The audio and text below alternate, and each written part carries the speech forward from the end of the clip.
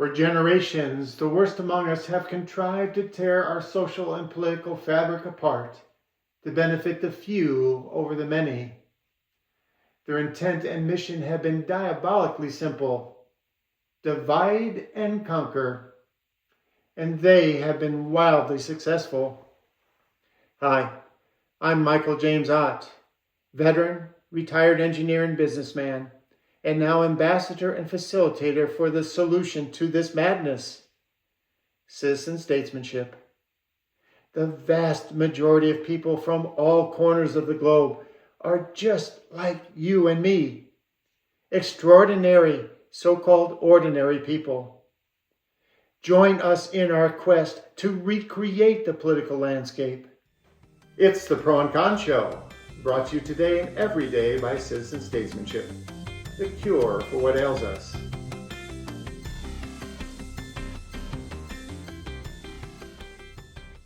Welcome to the Pro and Con Show. I'm Michael James Ott. And I'm Ben McLaughlin, and we are your co-hosts for today's show. Indeed we are, Ben. Indeed we are.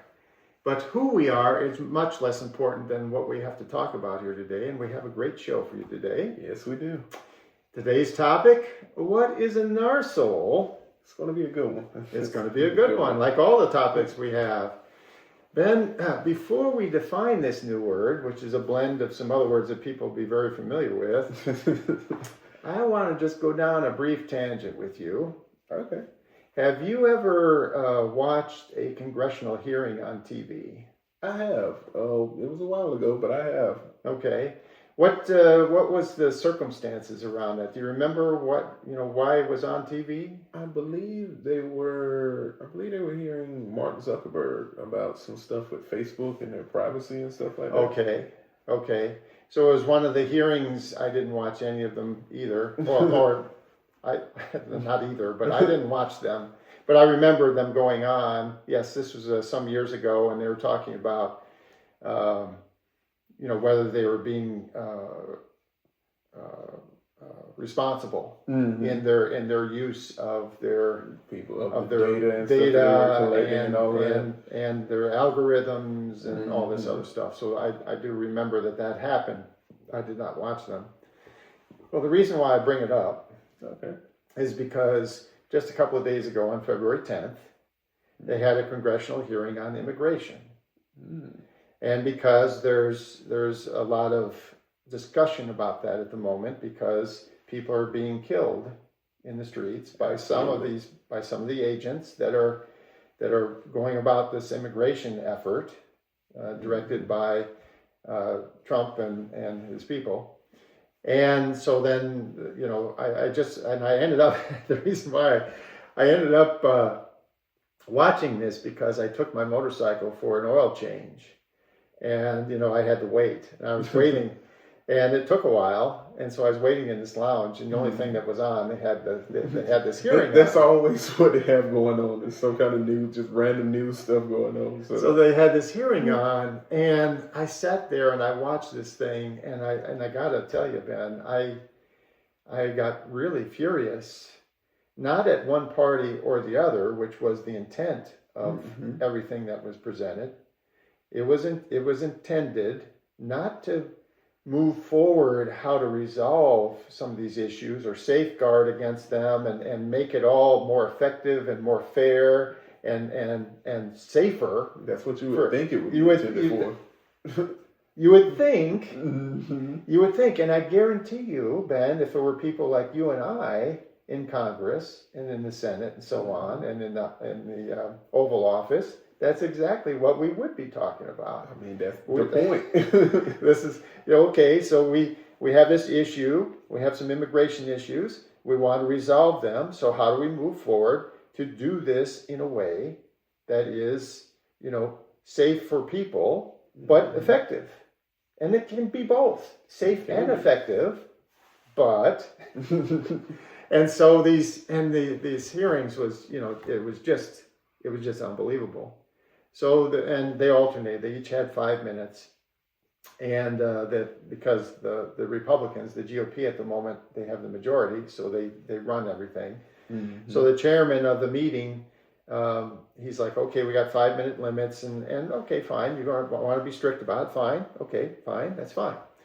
Well, then everybody, is making their statements, and it alternates: GOP, Democrat, GOP, Democrat, GOP, Democrat.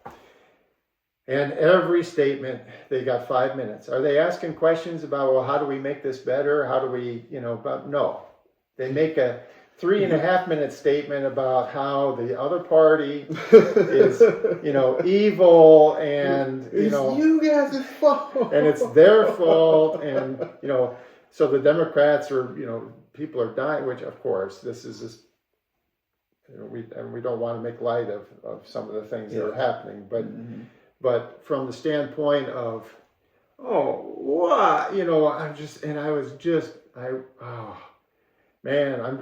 you had sat there and looked at me, you might have seen steam, the old cartoon thing of steam blasting out of my ears, because I'm watching this, and the Democrats are like, you're killing, people all around the country, and no one is safe, and and you're claiming that you're doing this for safety, but Mm-hmm.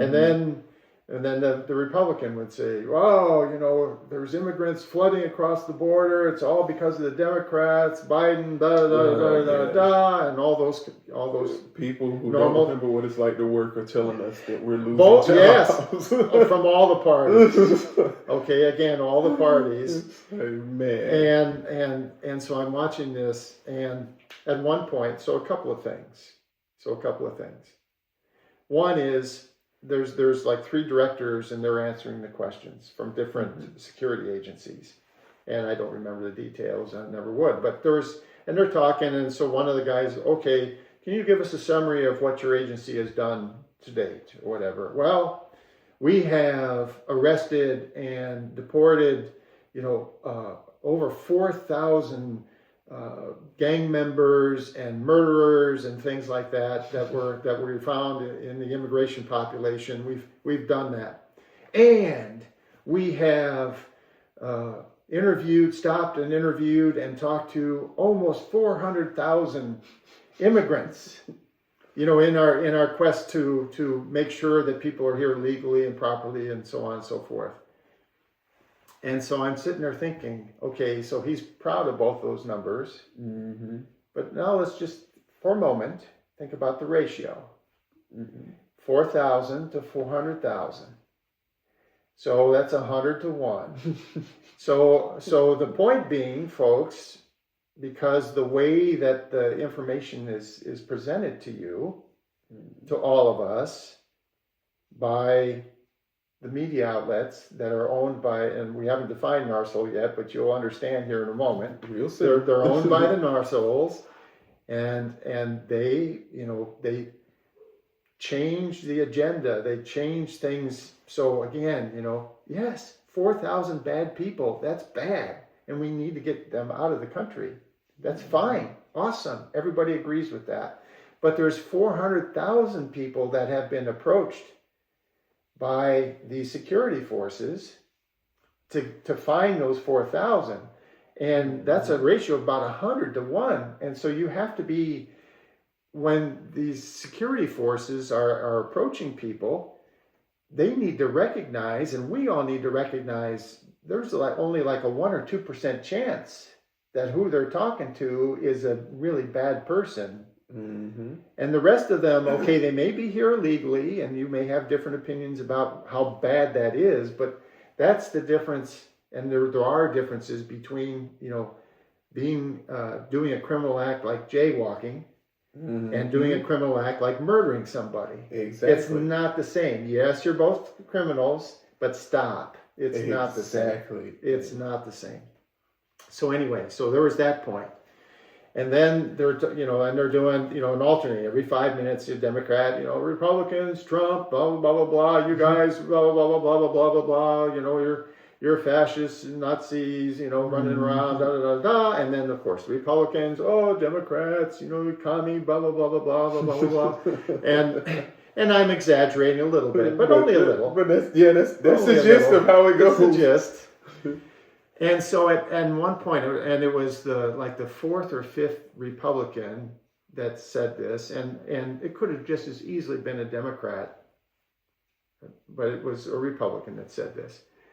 And he said, hey, don't you agree, Director so-and-so, that under Donald Trump, the most awesome president ever, in the history of the United States, who has, fought for, and of course he lists off all the GOP talking points and how great they are and how great Donald Trump is and da-da-da-da-da-da-da, and, the Democrats are, the spawn of Satan, and I mean, I'm exaggerating a little bit, but only a little. Only a little. Just barely. Just to give you the gist of it quickly. No, they're the spawn of Satan, and we wouldn't have any of these troubles except for, da-da-da-da-da-da-da-da-da. Wouldn't you agree with that, Director, Smith, whatever his name was? And this is the thing that the director said, well, honestly, sir, I would say that all of this partisanship and the partisan, anger and vitriol that is happening in this country is not helping. At all. It is not helping us. Not at all. And this was not the answer that the Republican expected. He expected him to say, oh, yes, Mr. Trump is awesome, da-da-da-da. No, he said, he dared to say the truth. Exactly. He dared to say the truth. And instantly the Republican cut him off and said, well, but let's just go back over what you just said. You have been very efficient in getting rid of these immigrants, and they're here illegally. Is that correct, sir? And so he just rattled off a bunch of questions, which of course the answers were yes, but it was all. But the whole point being was this big flowery, where Trump is the second coming of Jesus Christ, and da da da da, and the Democrats are nothing but evils, spawn of Satan, da da da da, and Joe Biden was, is Satan incarnate, and all this other stuff, and again, exaggerating a little bit, but not much.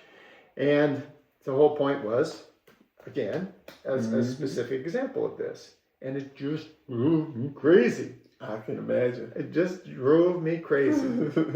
Now, and so I'm going to just say one other word about this before we go on a little bit further. We talk about the leadership of these political parties. Mm-hmm. These are the horrible people. It's the leadership of them, not the rank and file. We are all influenced. We talked about this in many shows, how they, the worst among us, influence us. Okay? And they tell us the stories. And I tell you the whole story about this hearing because that was exactly what it was for. Exactly. It was not in any way, shape, or form, in any way related to making it safer, making it better, making it more efficient, making it, and no, none of that was said. None of that was said. And so there was plenty of Democrat stuff. There was plenty of Republican, plenty of GOP stuff. Mm-hmm. But there was no EOP. Extraordinary, ordinary people. Nothing at all. That we were not represented in any way, shape, or form, but the whole show was put on for our benefit. It's a spectacle. A spectacle to influence us, to cause us to have hate, fear, and to fear injustice, and to promote injustice, really. Exactly. And we're going to talk about this on and on and on in many shows, but okay, we're talking about NARSOLES. Okay, so I think we're now ready, now that I'm done ranting about that, to talk about what is a NARSOLE. So this is a blended word, and it comes from narcissistic, sociopathic, a-holes. Mm-hmm. So narcissistic.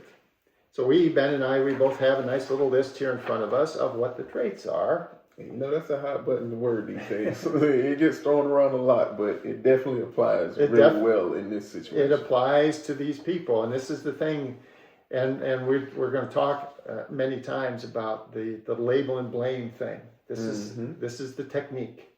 Label and blame, label and blame, label and blame. And so the NARSOLES, they will tell you that all of us have these traits, but we don't. We don't. There's a small fraction of us.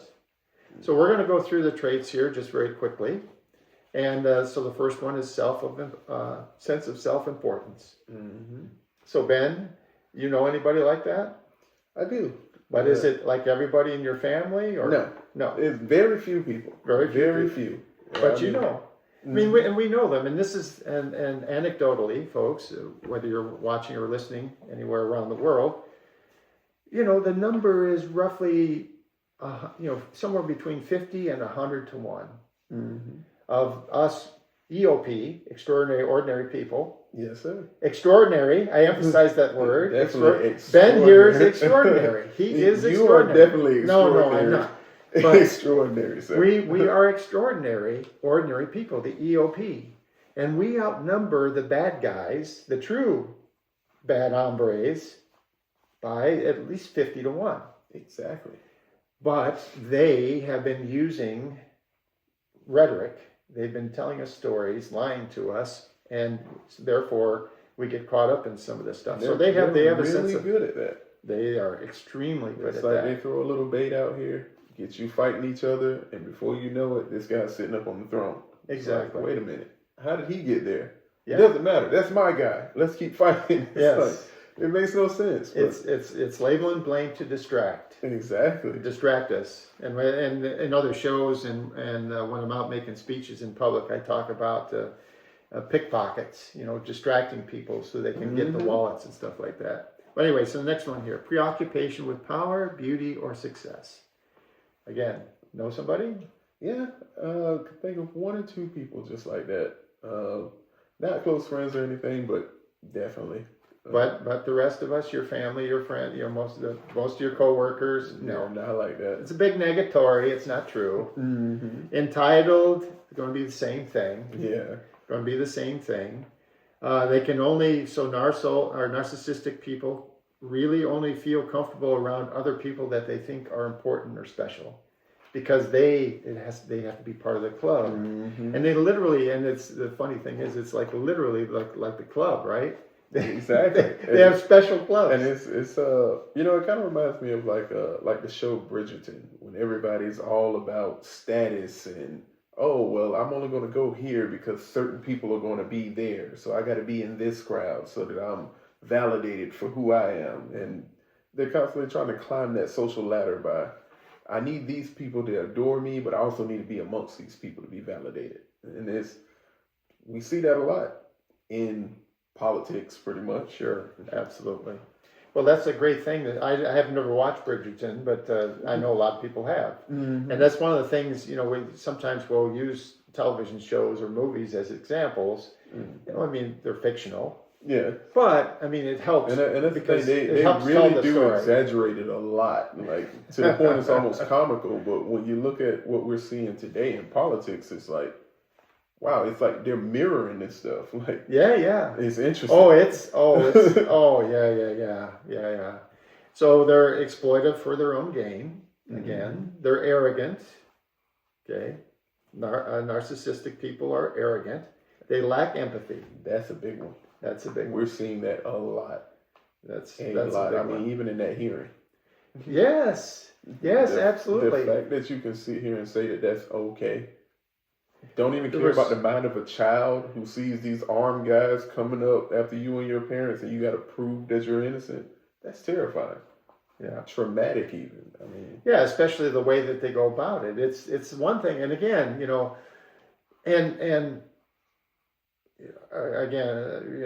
people who are enforcing the laws. This is a tough job. Mm-hmm. Everybody recognizes that this is a difficult job to have. But as that director actually was referring to, the partisan, bickering over it, as opposed to just, working towards getting something that everyone can work with, mm-hmm. This makes it, fuels the fire. It makes Absolutely all those confrontations that go on. It makes it happen. And by the way, both political parties, the Dems and the GOP, they love it.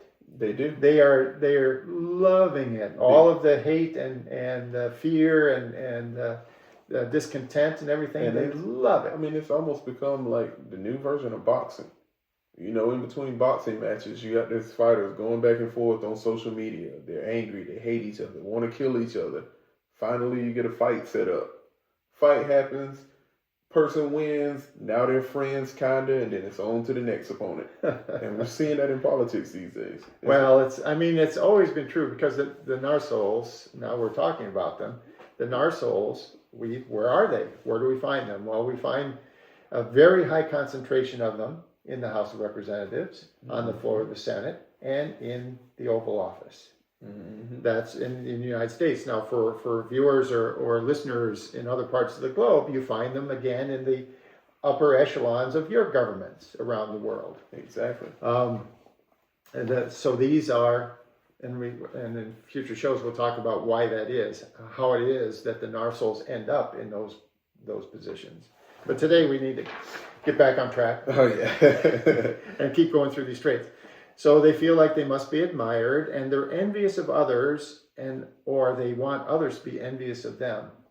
And it goes back to this: got to be around people who are special. You're preoccupied with beauty and power and success. It's all about envy and all this other stuff.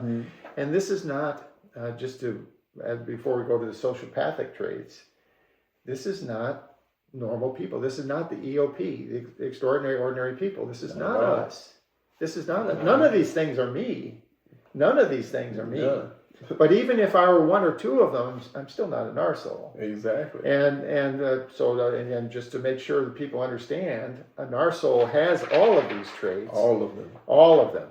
Now, and so somebody that, blares their horn because the light turned green, you haven't noticed yet, or maybe you did notice and it's taking you a split second longer than they want, so they blare the horn. That's not a NARSOLE. You don't have a NARSOLE behind you.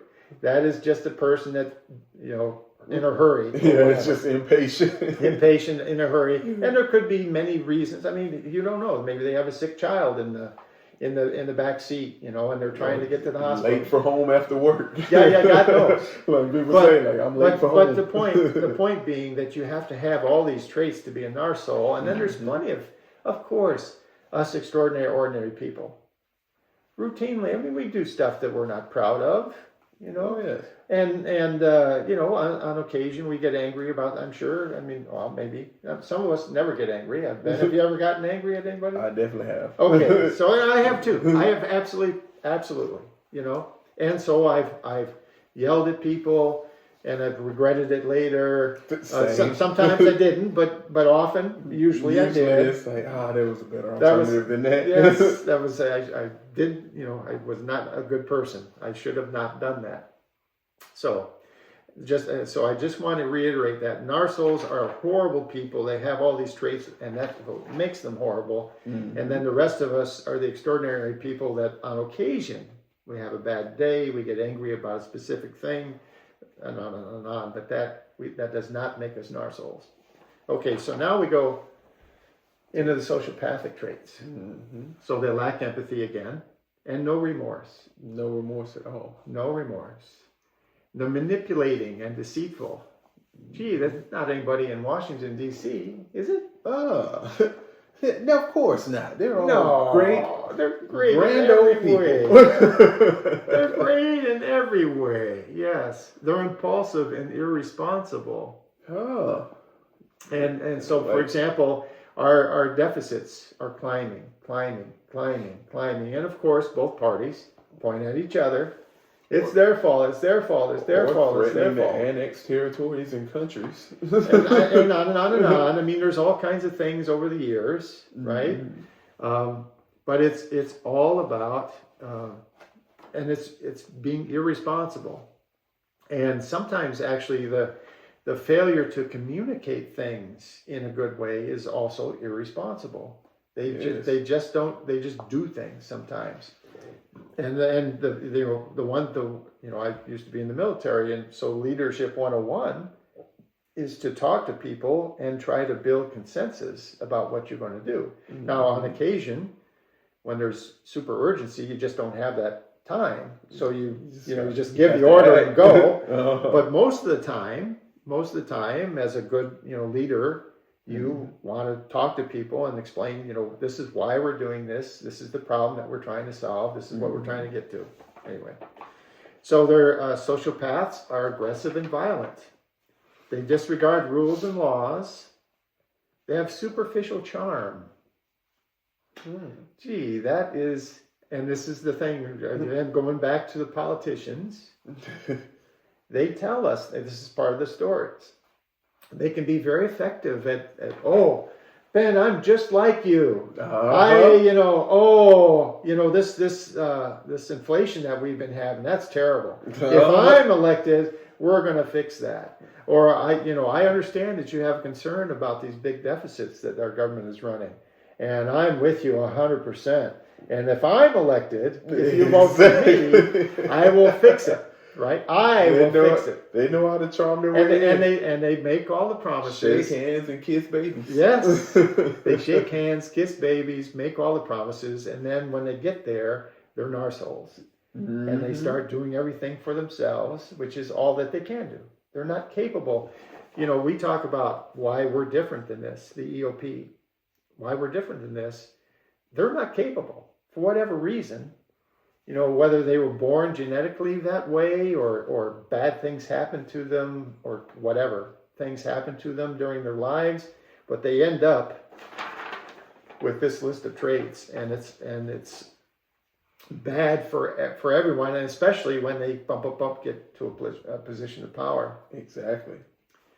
So they feel very superior, and they're self-consumed, and they are pathological liars. That is a big one. Pathological liars. What was that? George Santos, wasn't it? Was it George Santos? I think it was George Santos. A couple of years ago, he was from, was it Maine or Massachusetts or something?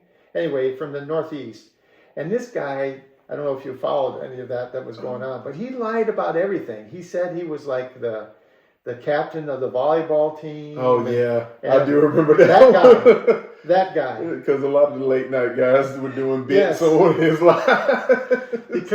And so he won a GOP seat, and again, agnostic about that, could have just as easily been a Dem. It was just he just lied and lied and lied would not stop lying. And would not stop lying. It's like there's nothing this guy will not lie about. Like, he will lie for the sake of lying.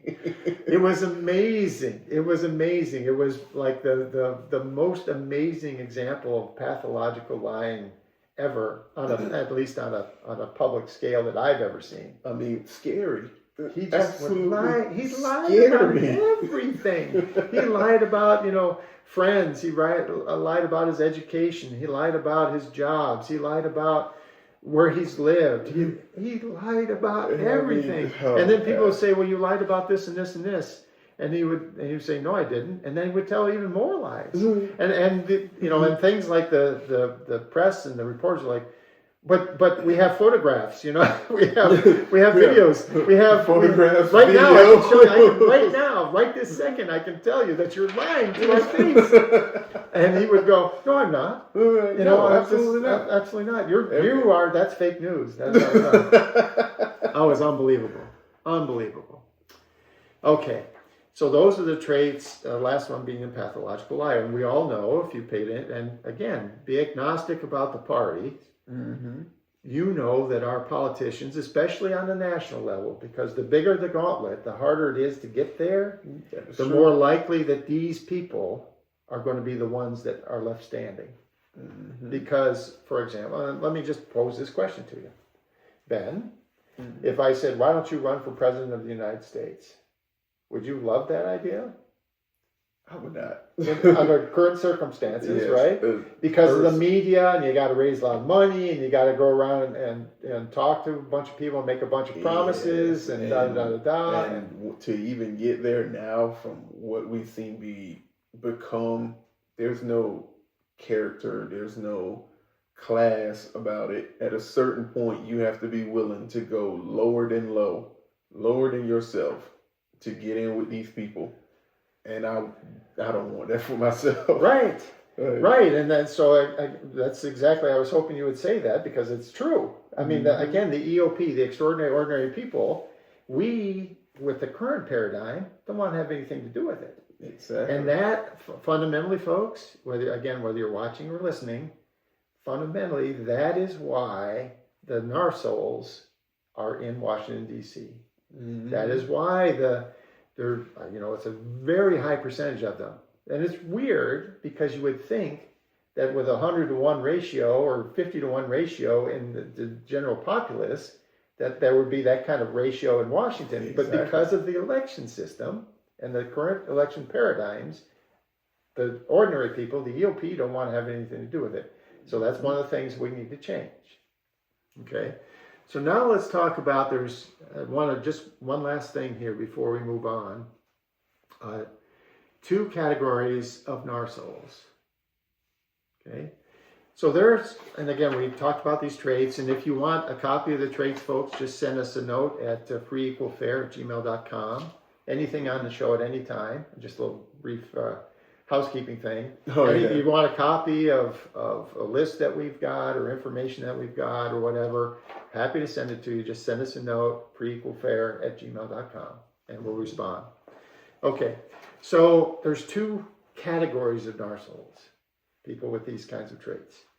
So one of them is kind of like the small scale NARSOLE, I would say. And we know them as rapists and murderers and con artists. The worst of the worst. Right? And they can have some reach these days because the internet, for example, if you're a credit card fraud person, that is running rampant these days. You can send out the spam and stuff, right? So even though you're just one person, you can reach out and try all over the country. Try to defraud. Yes, you can try to defraud, millions, if not billions of people, right? Mm-hmm. And even if you get a small return, that's, if you're reaching out to 1 billion people, that's pretty significant. That's significant, right? So, but that's the one category of NARSOLES, and these are the people that we've not talked to them or mentioned them with the term of NARSOLE. What we call them instead is criminal. Mm-hmm. These people are criminals. Absolutely. Okay, but they're NARSOLES. They have these traits. Then there's another category of NARSOLES. The big NARSOLES. Okay. The ones who mastered the game. They mastered the communication game, and their intent is to have influence on thousands and millions of us. And we don't call them criminals. Well, sometimes they get convicted of war crimes, but mostly they sit in palaces. They sit in big government houses and in opulent offices and all this other stuff, and they are doing this. They're doing the traits here, and they are, and let me just give you an example. There was a guy. He was a serial killer some years ago, and again, I'm an old man, so I apologize, but everything is on the internet, so you can always Google it, right? So there's a guy in Chicago, at least I think I'm remembering this correctly, and his name was John Wayne Gacy. And John Wayne Gacy was a serial killer, and he killed, I want to say it was roughly 40 people. Again, I don't remember exact details.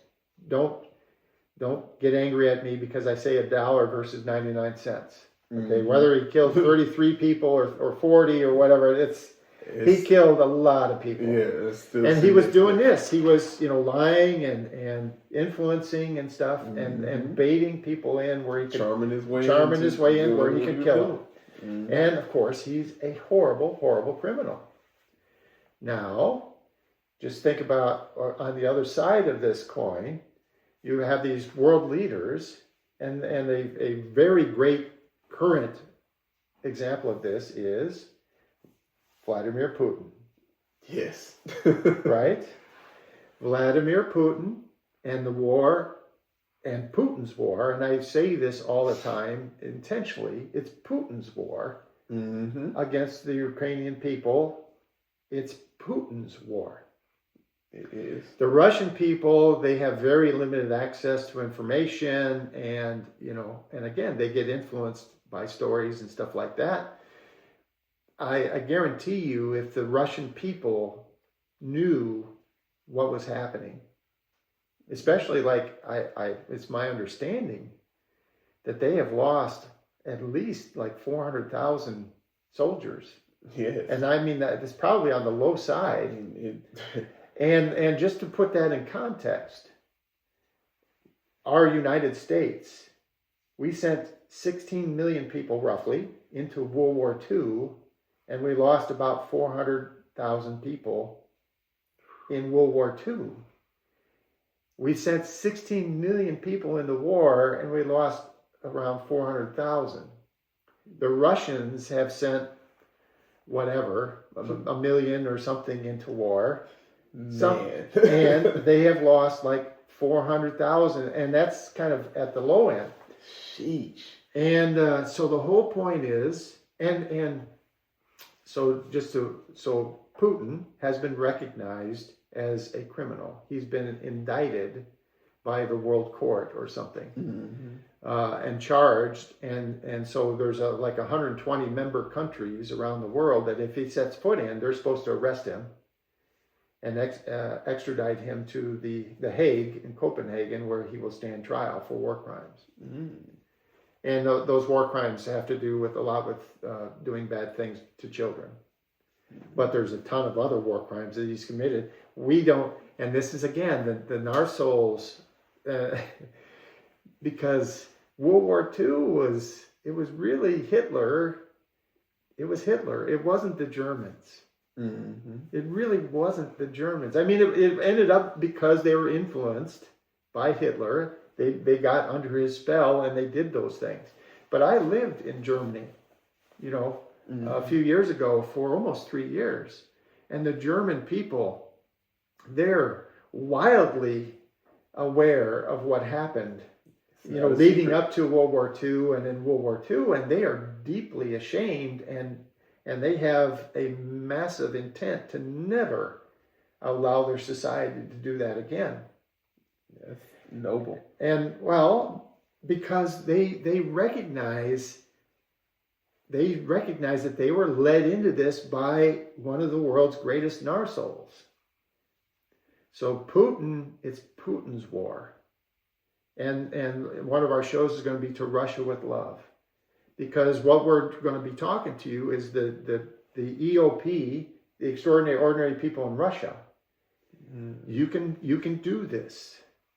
You can make a break and really truly walk forward into a much brighter tomorrow, free of hate, fear, and injustice. You really can do it.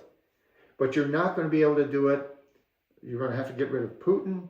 And instead of allowing anybody like him, which there would be dozens of people vying to try to replace him, like all dictators, autocrats. They're going to be vying to do it, and so you're going to get some horrible, nasty person just like Putin, and it's just going to same story, different movie or whatever. Exactly. And so you've got to, but you can do it. Okay. So then I wanted to, maybe we could, and again, a lot of the stuff we talk about on the show is pretty serious stuff. But we'll try for a little bit of humor. We'll try. I hope I don't fail miserably here. But so years ago, there was a guy, it was like 30 years ago, and Jeff Foxworthy was running around. And he had this comedy program, and he would, give these impromptu stand-up comedy things. You might be a redneck.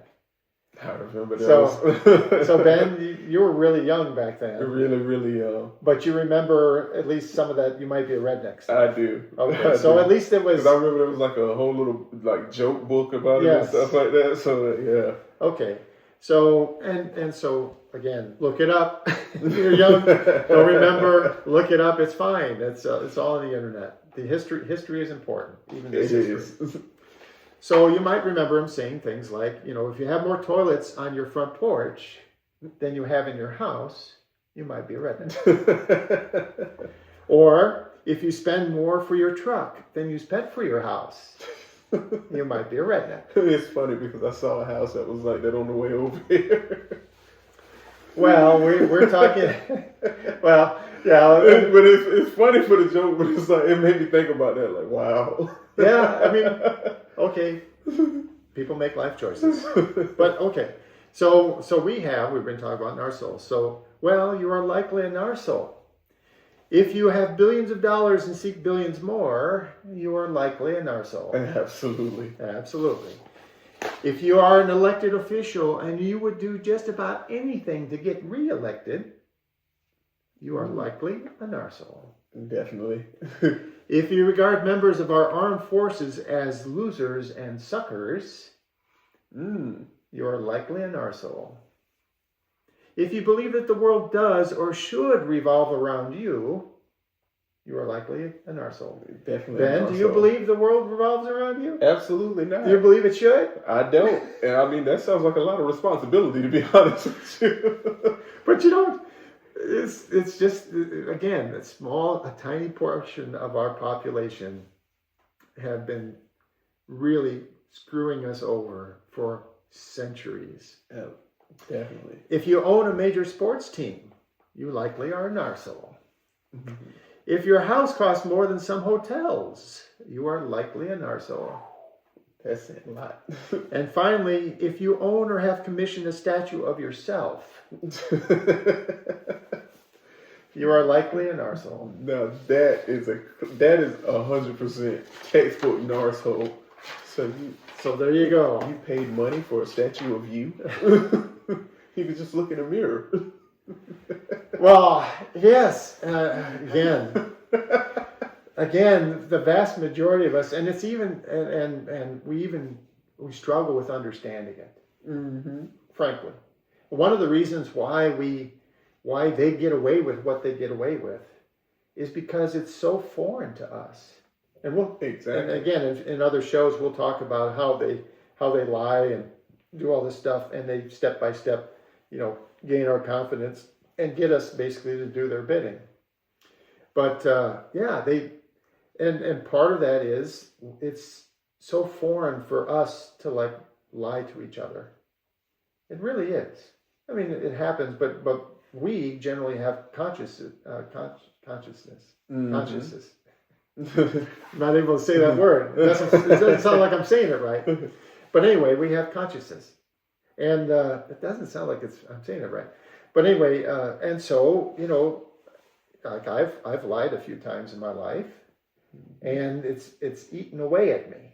Yes, it's not an easy thing to do. It's not a comfortable thing to do. And we know that this is true because this is the lie detector test, right? Exactly. Lie detector machines, they recognize you have all this biological reaction to lying. Exactly. It's not normal.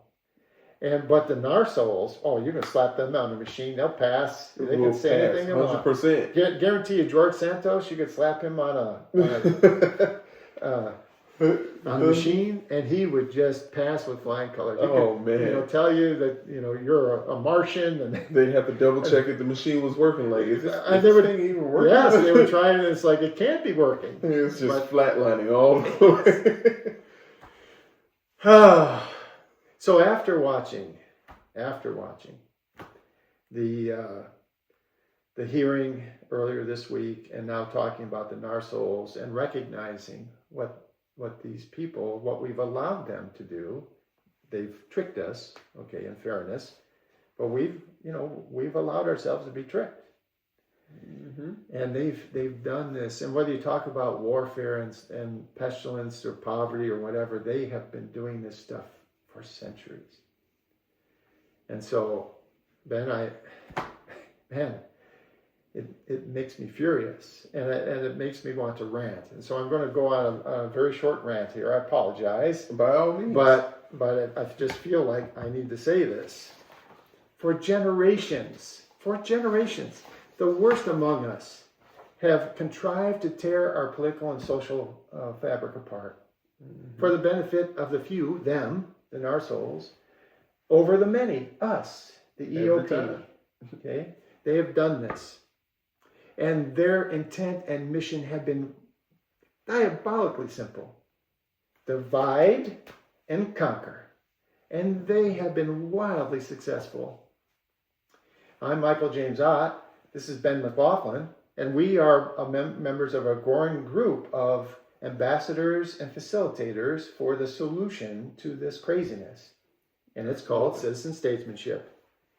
We ask you to join with us to recreate the political landscape, eliminating the tribal warfare and hostilities incited for centuries by the label and blame mantra, label and blame, of our traditional leaders. Again, the NARSOLES, the worst among us. Now is the time to end the atrocities of god-awful leadership, launching a final and lasting divorce from tyranny. All driven by everyday citizens, driven by you and me. Take our hands. Walk with us to a far brighter tomorrow, free of hate, fear, and injustice. Walk with us. There's a saying in our country, and Ben, you may or may not recognize this one, but there's a saying in our country which I'm sure is paralleled in many others. You can lead a horse to water, but you cannot make it drink. You can't. Okay, you've heard it. Yes, sir. When it comes to truly fair, effective, efficient governance of, by, and for the people, the real people, citizen statesmanship is the water. Cool, pure, refreshing, and thirst-quenching. It's the water. But when will you take a drink of it? Well, we're humans and we know the answer to this question. Just how thirsty must you be? How much warfare, pestilence, famine, poverty, misuse, and abuse must you suffer at the hands of the worst among us, the NARSOLES, before you've had enough? You've had enough.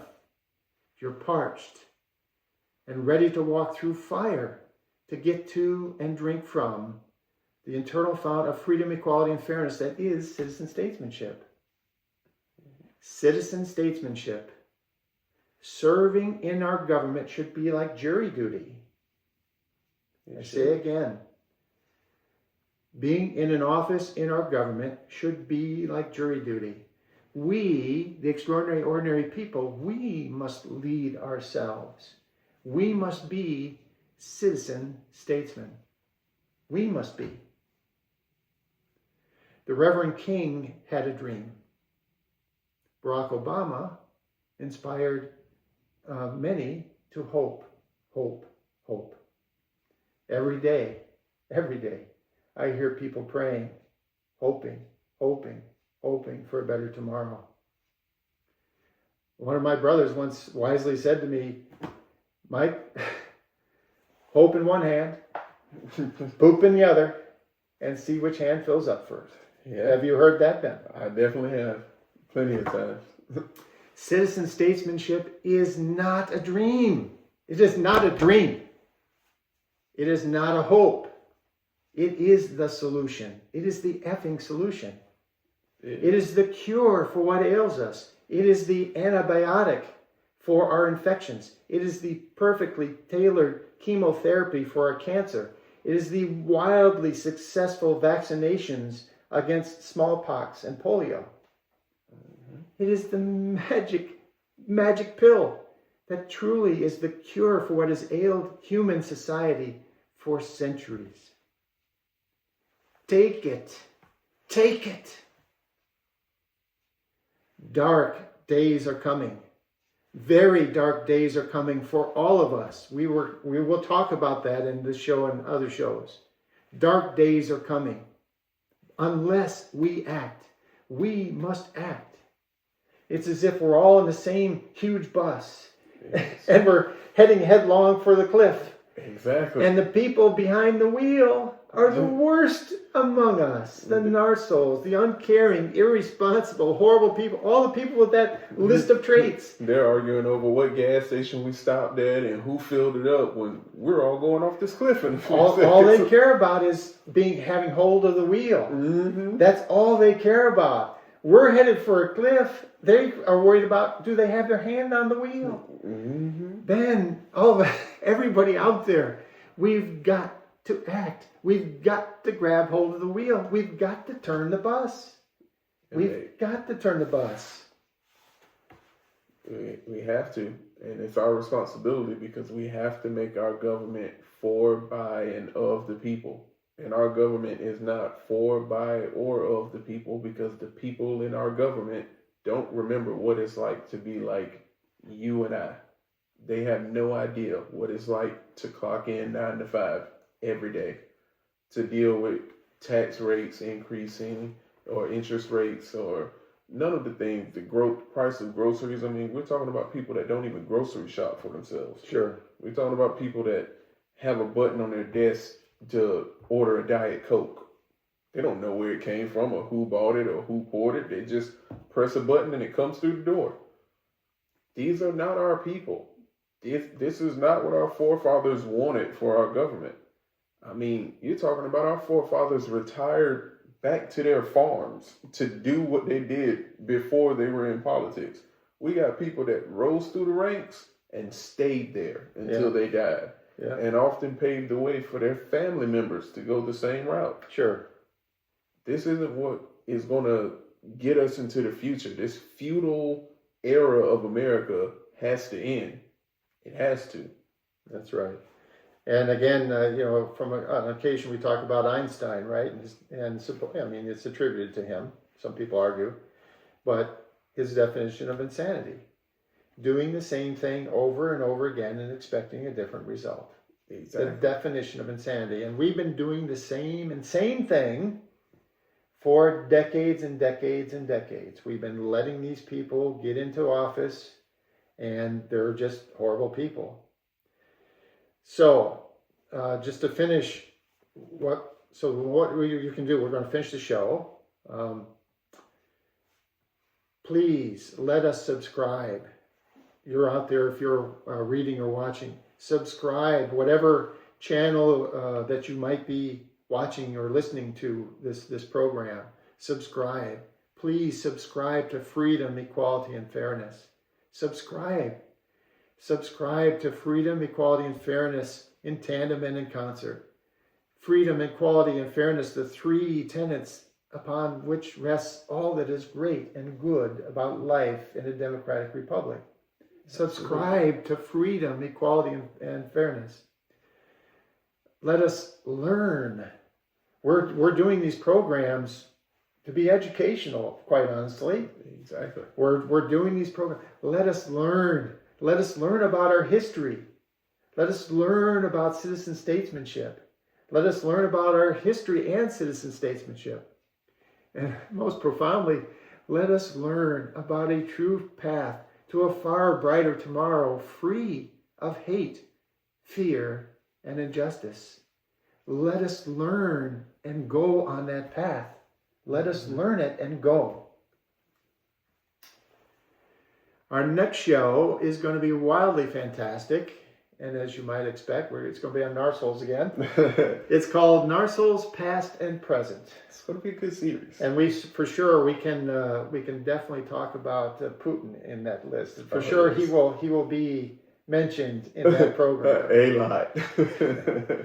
So again, if you want a list of or information that we provided, write into the show, freeequalfair@gmail.com. If you have a story that you'd like to share, please send it in, freeequalfair@gmail.com. Come join us for the next show, won't you?